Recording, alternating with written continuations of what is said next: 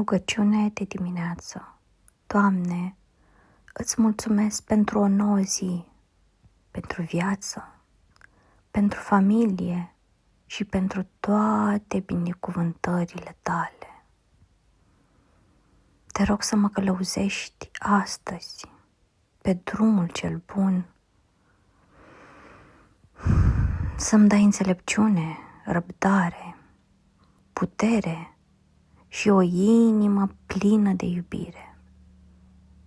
Ai grijă de cei dragi mie, de casa mea, de prietenii mei și de toți care au nevoie de ajutorul Tău.